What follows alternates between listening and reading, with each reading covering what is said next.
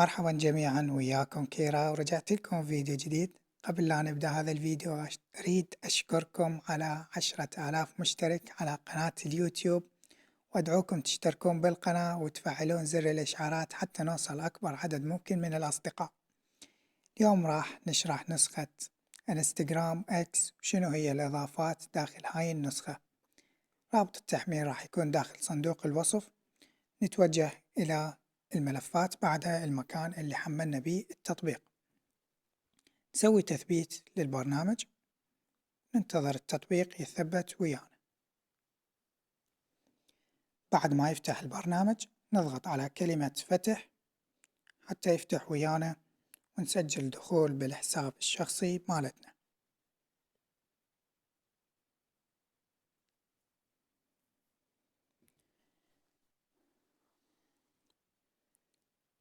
الآن بعد ما سوينا تسجيل دخول فتحت ويانا النسخة. أول شي تسوونه هو تطلعون من البرنامج بعد ما تسجلون دخول، ترجعون تفتحونه مرة ثانية حتى تتفعل ويانا المميزات الجديدة. بعد ما سوينا خروج ودخول مرة ثانية راح تشوفون انه الشريط السفلي تغير ويانا وتم ترتيبه بشكل أفضل. كذلك نتوجه لشاشة المحادثة، والأشخاص اللي ما تطلع عندهم ميزة الملاحظة راح تظهر وياهم بهاي النسخة بجميع المميزات الخاصة بها. نضغط على كلمة الملاحظة وراح تشوفون انه ميزة تسجيل البصمة او الفيديو اشتغلت وتفعلت وياي. كذلك ميزة الأسئلة وميزة البث المباشر والموقع، تسجيل البصمة الصوتية وتشغيل الموسيقى، كلها راح تكون شغالة وياكم، فقط تثبتون هاي النسخة. نضغط رجوع، بعدها نتوجه إلى شاشة المحادثة وندز أي مسج.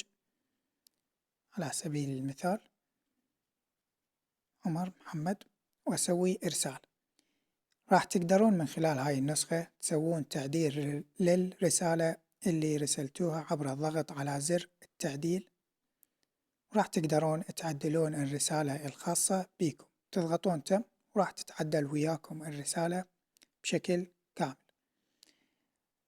طريقة إظهار الرسائل المحذوفة داخل هاي النسخة هو الضغط على علامة السلة اللي بالأسفل، بعدها تختارون Show Deleted Message، وراح تظهر هنا الرسائل المحذوفة سواء كانت صور أو بصمة أو رسالة نصية.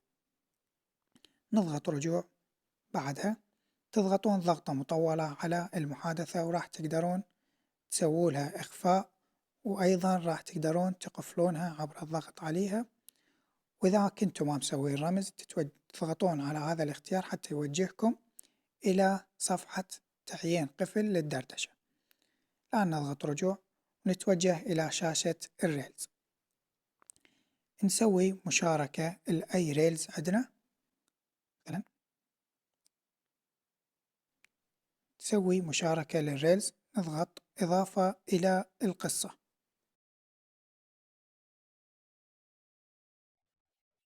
بعد ما تسوي مشاركة للريلز على الستوري راح تشوفون إنه توقيت الريلز بشكل آيفون اشتغل وياي، والريلز راح يكون بالكامل بشكل آيفون. كذلك تضغطون على علامة الملصق اللي بالأعلى وراح تشوفون إنه تم ترتيب شكل الملصق بهذا الشكل الجميل، وجميع المميزات راح تكون شغالة، منها إضافة الوسائط وتغيير الموقع والموسيقى والأدد يور تمبلنت، أيضا الروابط والاختبار، وجميع المميزات راح تكون مدعومة وياي. أنا أضغط رجوع، بعدها أتوجه إلى إعدادات البرنامج. في حال كنتوا تريدون التحديثات الخاصة بهاي النسخة تضغطون متابعة حتى يوجهكم القناة التليجرام على مود تجيكم أول التحديثات. هاي هي الإعدادات الخاصة بالنسخة. راح تكون عندنا أول إعداد اللي هو شاشة المحادثة، تضغطون عليها وراح يمكنكم من تعيين خلفية للدردشة الخاصة بكم. فقط تسوون تفعيل لهذا الاختيار، تختارون صورة من الاستوديو أو معرض الصور. نضغط رجوع ونتوجه إلى الخصوصية أو وضع الشبح. راح تشوفون العديد من مميزات الخصوصية، مثلا إخفاء مشاهدة القصص، وإخفاء قراءة الرسائل، وإخفاء دخول البث المباشر، وإخفاء جاري الكتابة، وعدم الظهور أثناء اللقطة السرية. إذا أخذت سكرين شوت للصور ذاتية الانتهاء ما راح يظهر عند الطرف الثاني إنكم أخذتوا صورة.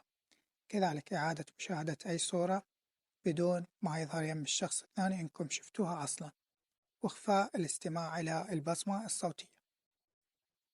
بعدها نضغط رجوع ونتوجه إلى التعزيز. راح يمكننا هذا الاختيارات من رفع الدقة إلى الصور وإلى الريلز، فعل الاختيارات اللي نريدها، كذلك فعل هذا الاختيار حتى يزيل لنا الحدود السوداء من القصة. بعدها نتوجه إلى إعدادات الخلاصة والقصص.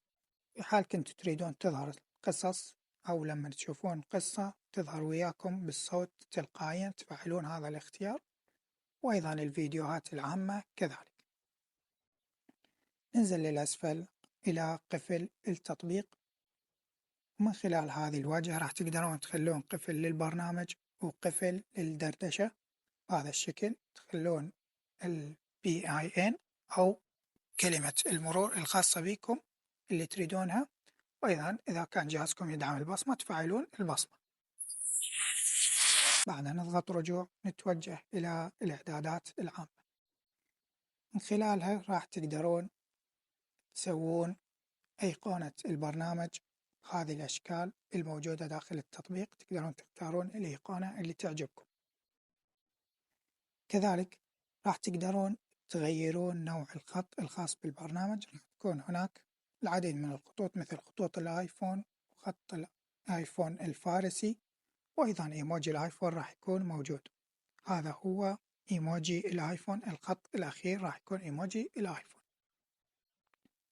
نختار إيموجي الآيفون على سبيل المثال، نضغط إعادة تشغيل وراح البرنامج يرست ويانا. الآن بعد ما رست البرنامج ويانا نتوجه إلى القصة.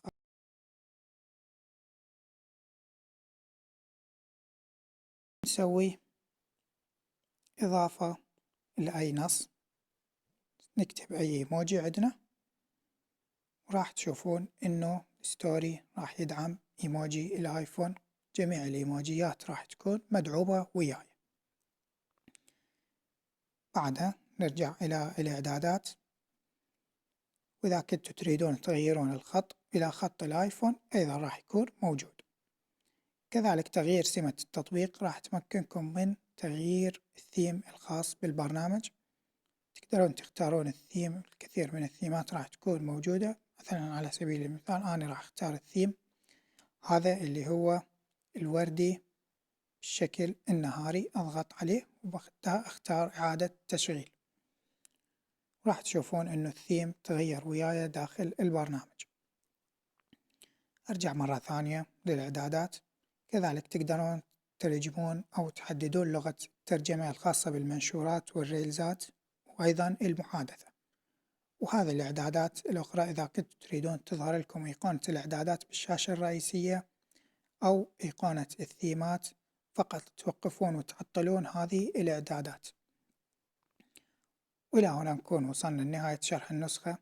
إذا عجبتكم النسخة لا تنسوا تدعموني بلايك واشتراك بالقناة، والسلام.